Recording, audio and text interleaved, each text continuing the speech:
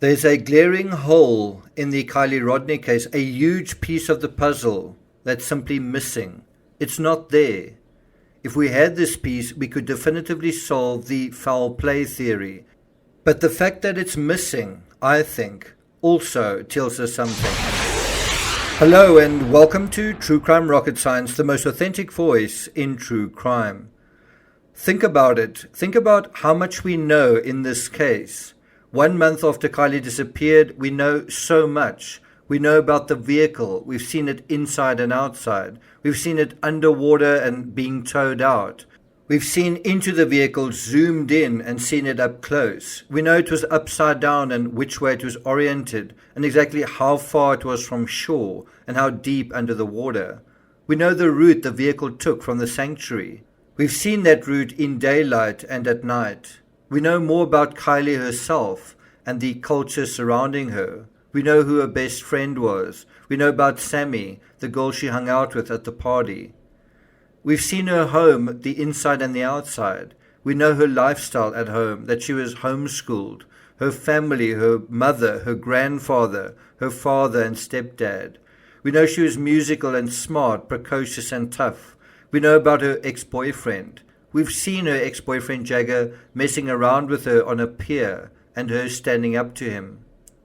We know who her friends were, Mags and Kate. We know the area around the lake like the back of our hands. We've seen the lake from land, from the water, from the air, even from underwater. We've been on this case long enough to even see the lake levels drop, perhaps as much as 10 feet. Do you know what I think is the biggest missing piece of the puzzle?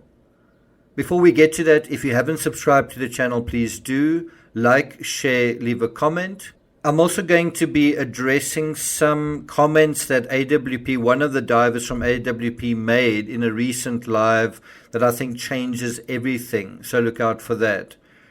And let's get started. So, do you know what I think is the biggest missing piece of the puzzle in this story? The boys. The boys at the party. Do we know the identity of a single boy who attended the party? Why not?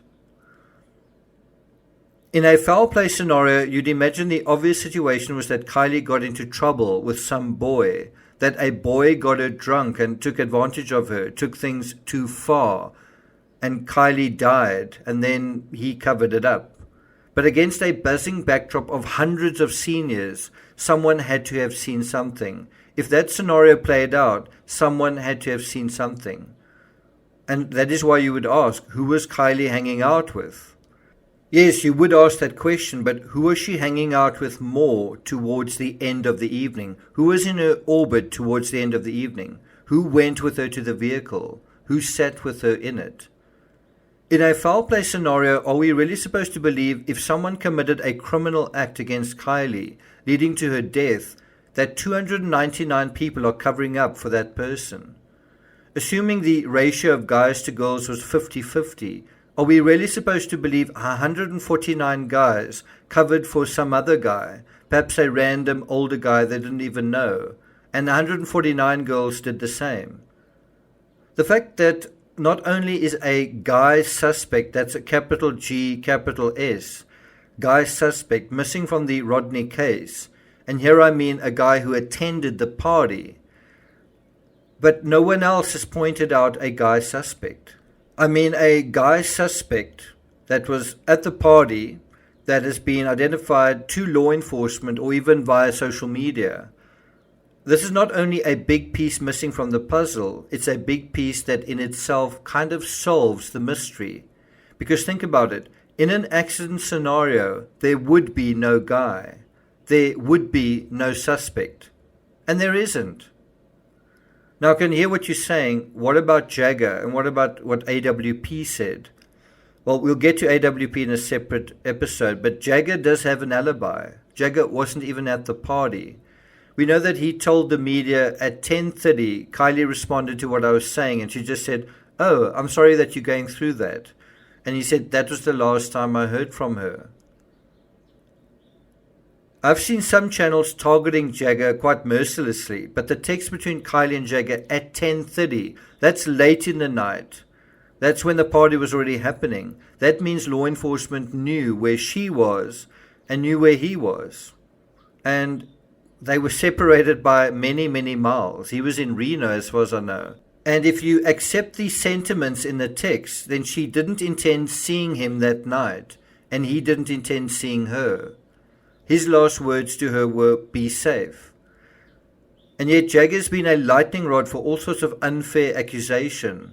But he wasn't even at the party. The question is, who was, not who wasn't. Who was at the party? Which boys were at the party? Which boys were hanging around Kiely? Law enforcement know that Kiely and Jagger were separated by around half an hour's drive, and that Jagger does have an alibi. Jagger didn't attend the party, and I think if he did, it would be over by the time he got there. His phone would show clearly where he was going, in the same way that pings tell us where Kiely was, pings would tell us where Jagger was. And Sammy, for one, would have said she saw Jagger if he was there. Which boy was at the party? Which boy was getting familiar with Kiely? The fact that we don't have answers to this simple question means we don't have a suspect. That's the biggest piece missing from the foul play theory. And also the biggest asset to the accident theory. There is no suspect because there is no suspect. The mean girl scenarios I've heard all imagine some girl or group of girls, but again, Sammy would have seen something. Something happened to Kiely shortly after Sammy left. So do you see?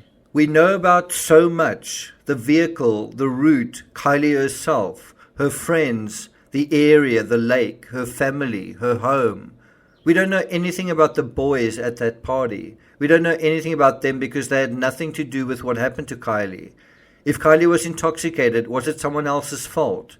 If you were intoxicated as a senior, would that be someone else's fault? The last time you were intoxicated, was that someone else's fault? So whose fault is it? It's no one's fault. In true crime, it's all about pointing the finger of blame. Well, this is a tragic story where there is simply no one to blame. It's just life. We can only look over the water of the lake, knowing what happened, feel great compassion, shed rivers of tears for Kiely, and sigh and say, that's life. Thank you for listening, and I'll see you guys next time.